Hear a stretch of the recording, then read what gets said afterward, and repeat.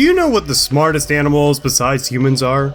That's a pretty loaded question, and while some postulate the chimpanzee as being as smart or even smarter than most humans, don't laugh, think of the dumbest person you know, then think really hard as to whether or not they could match wits with a literal fucking monkey. However, while some are quick to cling to chimps, dogs, dolphins, or what have you as some of the smartest animals ever, I'd personally put my money on the crow.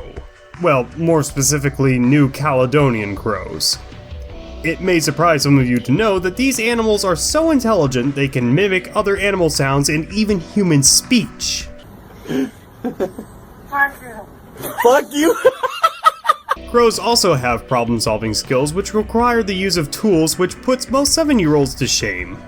Given the surprising intellect coupled with the fact that they look cool as shit, crows have a profound influence upon our sense of superstition, such as the belief that if crows ever stopped frequenting the Tower of London, the monarchy would totally collapse. Let's just hope they are as big of a fan of Charles as the rest of the world if that's the case. In addition, corvids have had a profound impact on many world mythologies, such as the Eskimos, Chinese, Greek, Norse, and for our purposes today, the Insular Celts. Next to the Dagda, Morrigan is probably the coolest unofficial member of the Tuatha, and not just because she's closely related to, and in some myths capable of shapeshifting into, a crow, but also because I am 99.99% sure that she is a Valkyrie, and I think some of you already know how I feel about Valkyries. Buckle up, boys and girls, because we're in for a wild ride where literally everything, including pronunciations, is contentious. And why is that? Because the Celtic druids of old seem to have had some sort of taboo against actually writing down any of their belief systems, and decided that the written word wasn't cool enough for them, and left it all to those Irish Catholics who came in several centuries later to transcribe it via some of the worst Anglicization I have ever read. There's a reason people like to jump down my throat when it comes to Celtic pronunciation in these videos. Look, don't blame me, blame some of the horrendous writing which makes the Tuatha Dé Danann sound like Tuatha Dé Danann. If somebody is actually interested in helping me out here, please send me a cheat sheet on how to pronounce some of these goddamn words. Oh wait, I already asked and nobody bothered answering me, so guess what, you're just gonna have to make do. Aside from that obvious issue is the one which is even more obvious. Having 11th century Irish Christian monks at the helm of the pen trying to rectify the ancient gods of Ireland as merely some magicians who got there first, but then through the power of Christ the island was magically purified and able to be settled by real civilization. It's not hard to try and peel back what is Christian dogma and what is the real belief system of these peoples prior to their colonialization, but reverence once given to the Celtic figures has been significantly reduced following the forcible adoption of JC and Chatter Chipmunk as their new gods, which has, of course, led to some speculation as to what the various gods and goddesses represent. It's not perfect by any stretch of the imagination, but it paints a serviceable picture for us to glean from. Morrigan is one such victim of Christianization, as the first written mention of her is in the Book of Isaiah, wherein Morrigan is just another word for a lamia, or child-eating monster.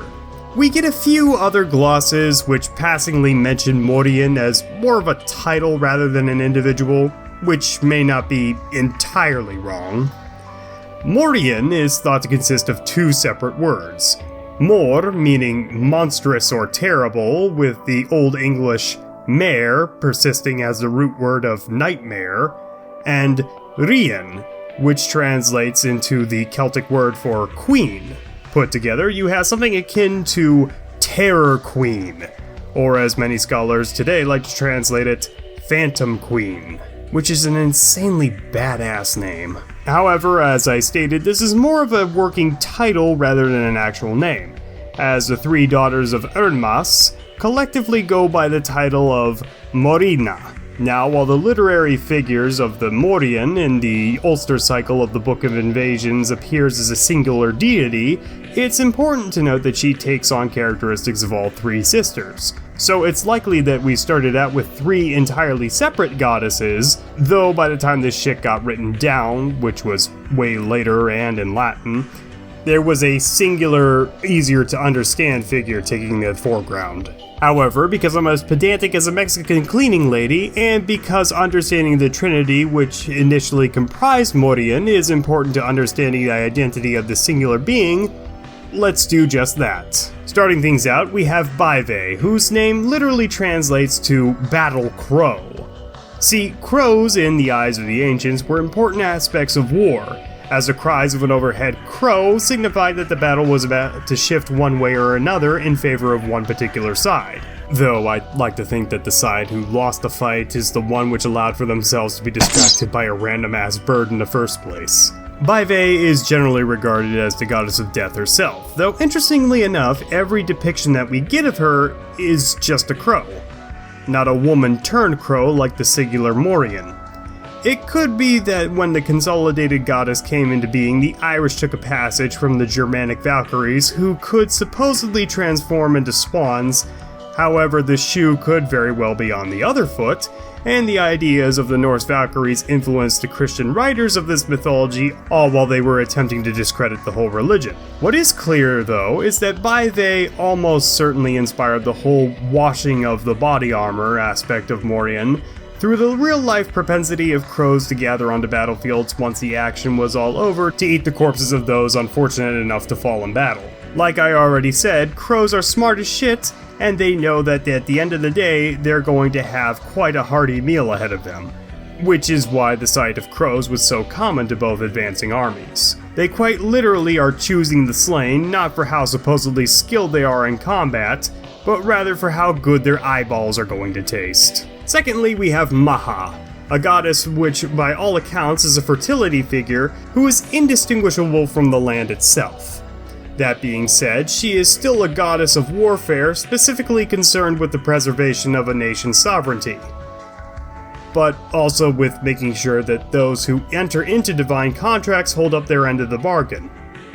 Or, she'll spear you to death. That slight bit of violence aside, Maha is honestly the odd one out in terms of her inclusion into the Phantom Queen's club, as Baive and the next sister, commonly assumed to be Naven, have a lot more grisly aspects assigned to them, and the personification of nature itself isn't inherently violent. And whenever she does get angry, it's the fault of those who wronged her rather than some dickhead crow who wants to see what your insides look like. Oh wait, wrong 90s horror movie. You see, ladies and gentlemen, the Celts, much like most ancient cultures, held a lot of reverence towards the number 3, and typically like to divide their deities into groups of 3. So, whereas the younger daughters of Ernmas are grouped together as the Morrigna, the older sisters Eru, Banba, and Fodla are each matron goddesses related to the island of Ireland itself. They are also grouped together because they were married to the last 3 kings of the Tuatha Dé Danann named Macgrene, Macquill, and Macoctith, who jointly ruled through the last 30 years or so of Ireland's occupation by the Tuatha, and so subsequently also fit quite nicely into that rule of 3s.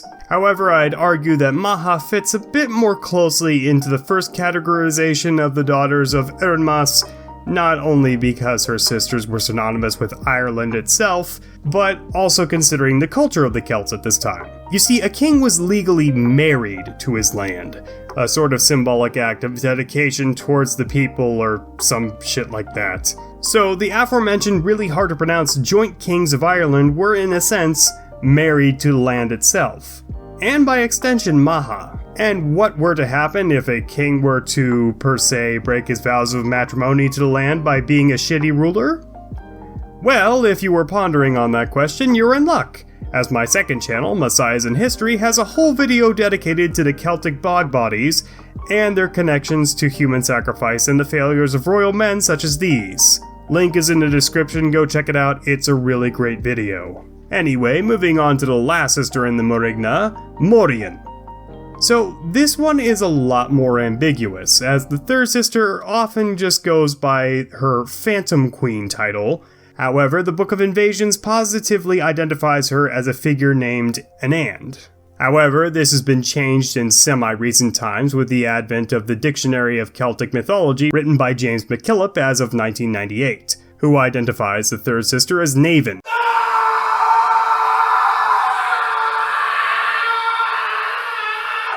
Since this is the consensus of most Irish neo-pagans, and I can find a hell of a lot more relating to her than Anand, I begrudgingly give this one to the faux Celts. So Naven has a bit of a clusterfuck of a name, and by that I mean her name could mean so many possible things. I could call her the goddess of toasters, and that probably wouldn't be too far off. Her name takes possible inspiration from either Nem, meaning sacred, Nemetona, a Gaelic word which means privileged, or by related extension battle frenzy, yeah, okay, or possibly Nemi for a dose of poison, or even the Greek word nemesis, meaning enemy. And those are just the more popular theories. There's a lot to go through there. Ideally, though, it would be one of the aforementioned titles relating to battle, as Naven is said to be a singer of the same caliber as Rebecca Black, i.e. she once killed 100 men by uttering a single battle cry. This is the inspiration for the more modern Banshee and relates back to Baive's whole shtick of prophesizing the doom of man, as simply hearing the cry is yet another omen for death. This side of the composite Morrigan reveals itself during the final battle between the Fomorians and the Tuatha Dé Danann, Moitura, in which it is said that Morrigan rolls up to the battlefield, recites a chant, and then magically ends the entire conflict with the giants being driven into the sea. There is great celebration and merrymaking until Morrigan decides to be a party pooper and prophesies the end of the world. Fun! Like I said, however, the three sisters more or less get fused into a singular character who we all know and love as Ireland's own Valkyrie. And yeah, even if you want to say that all the characteristics assigned to Morrigan from Baive are Christian, somehow, especially for that whole chooser of the slain, able to transform into a bird, maintenance of the fallen warrior shit. If your fanfiction is that Morrigan was once a Valkyrie of Odin who once got caught in a gust of wind which blew her all the way to Ireland, be my guest. I'm just going to type the rest of the script with one hand because, as we already know, the fact that Morrigan is a Valkyrie makes her instantly 1,000 times more attractive in my mind. Now that we have all the pieces, we can start to further realize the picture of Morrigan in the Ulster cycle, as well as her role in Cath Moitura. Essentially, she exclusively excludes characteristics of Baive, with exception to that whole Banshee screech the Fomorians on an all-expense paid trip to the bottom of the Atlantic. So when she first appears to Cuchulainn, he doesn't recognize her and attempts to attack her for stealing one of his cattle. For some reason, she needed a cow, just go with it. However, before he could hit her, she transforms into a crow and flies just out of reach, where our meat-headed hero must have sighed, "Oh, fuck," and then proceeds to apologize, saying that if he knew it was her, he wouldn't have lashed out. Morrigan replies, however, that whatever he had done, it would have turned out ugly for him in the end.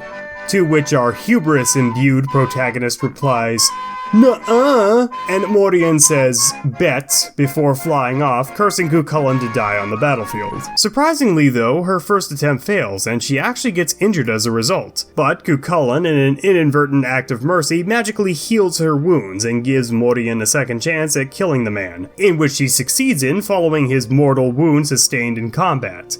However, Cuchulainn, never one to give up, ties his entrails to a standing stone so that he can die upright. The enemy is apparently so terrified of this Giga Chad move, it takes a totally inconspicuous crow landing on his shoulder to prove to them that he has bled out and died. We'll go a bit more into the various tales of Cuchulainn and his relationship with Morrigan in a later video. What's important to take away here is the fact that Morrigan's power did actually fail her once before, conquered by the indomitable might of Cuchulainn, which proves that just because someone was slated to die by the Crow Lady, it doesn't necessarily mean that they will do so long as they are a strong enough character. At which point she'll try and sleep with you. Something which my boy the Dagda accomplished without having to prove himself in battle. He just happened upon Morrigan washing the bloody armor of a vanquished warrior in the stream, something typically assumed to be a bad omen, especially on the eve of battle like the Dagda was. But there's a reason my boy here cracks the top 5 list of my favorite gods. Instead of quaking in fear because Morrigan is trying to tell him that he's going to die soon, Giga Chad Dagda 86s her ass and ends up fucking her right then and there in the river.